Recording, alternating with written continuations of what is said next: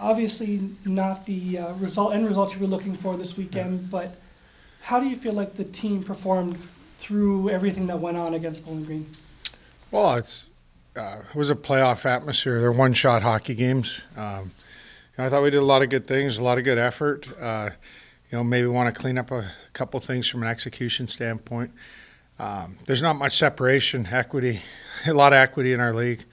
It could have went either way. Probably it's all about the playoffs now, and we got obviously it's do or die. So it's an exciting time, but I think give Bowling Green credit. They're a well-coached team. They found a way to make another play, but it doesn't change anything for us. We're over it now. It's all about Friday night. We've got home ice, which was a real plus and a real bonus to earn that. So should be a great atmosphere Friday. It's not often that you play a team to close out the regular season, and then you get to see them again first round of the playoffs. How does that change how you prep for these games? Well, I think there's a familiarity, right? That you don't have a new pre-scout.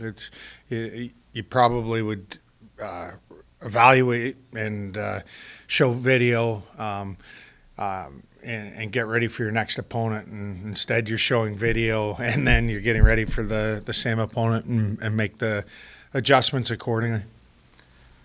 What did Palmer do well to keep you guys from being able to score? I mean, it seemed like, especially Friday, obviously, with the shutout, but it seemed like he really had a strong weekend. Yeah, he found a way to keep the puck out of the net Friday.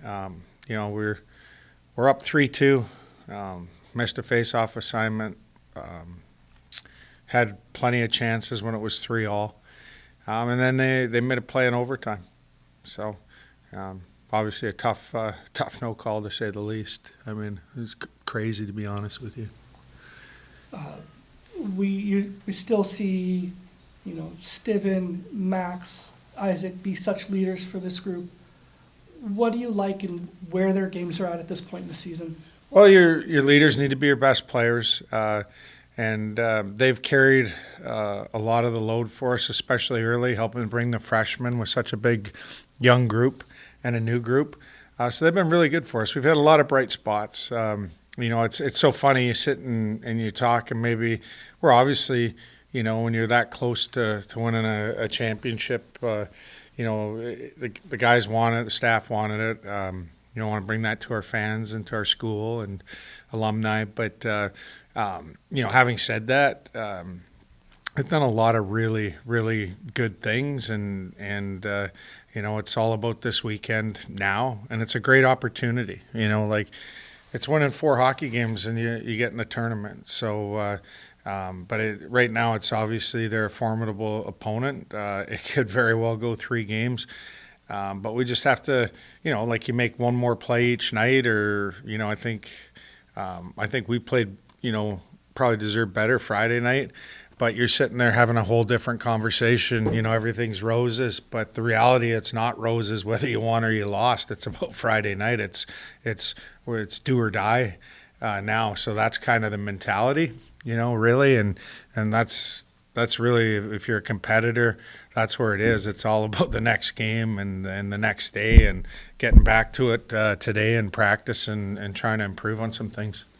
Have you talked to Bart about Flushing last weekend and being ready to go and locked in for this weekend? Yeah, I'll let LJ handle that more, with the coaching technical side, him being a goalie and Bart being a goalie. But I have so much confidence in him. I know our team does. Nothing changes from that standpoint. And, I'll take him anytime, anywhere, and it's a great opportunity and obviously a big challenge. What are the advantages and maybe disadvantages to turning around and playing the exact same team so soon? Yeah, great question. I think there's a familiarity. There's certainly some. You can just focus on that game and really make adjustments off of that. I think obviously too, being at home, we can get some matchups, but I think they're a pretty balanced team. But I think it's like I said, it's really talk to our team about staying encouraged and then really staying to our structure and playing connected. And I think the margin for error is so slim in these games. And sometimes it's when players try to do too much or they think they're helping, and then all of a sudden, you get caught out of position.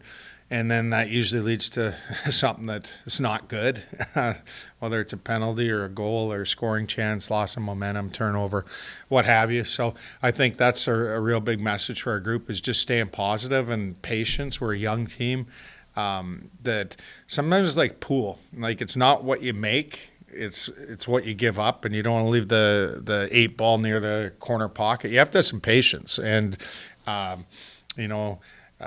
obviously we want to score and generate, but you have to stay within that structure and that system so that we're connected and can be predictable to each other. And I think that's kind of the real message to our group. You've referenced like improvements that need to be made. Is it the connectivity the main one, or what's been the emphasis this week? Well, for sure on the breakout, when we're breaking the puck out and decisions on the breakout, they really did a nice job with their 2-man forecheck, and we've got to alleviate and relieve that pressure without getting into too much detail. And then wall play is important. I thought they did a really good job around the front of their net. So that's an area where we got to be a little bit sharper and a little bit better. I think our defensemen, when their shot selection, we have to do a better job of getting shots through to that net. And then obviously we need layers. But we certainly had our chances. I think it's just how, really it's just such a fine line. Like it really, really is. I mean, you're talking about, if we bang that one in in the third period, we're sitting here talking about a whole different thing today, and everything's rosy, but it won't be rosy either way to Friday night. The importance is all in this weekend.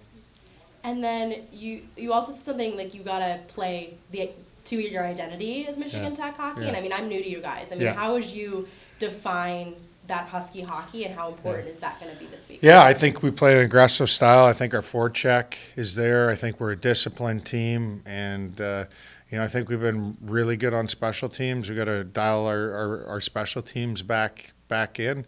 Those 4 phases are all critical, and as a coach, you try to check those boxes. And if you can check those boxes at the end of the night with the special teams, the forecheck, the breakout, and the goaltending, it sounds cliche, but more often than not, your team's gonna have success.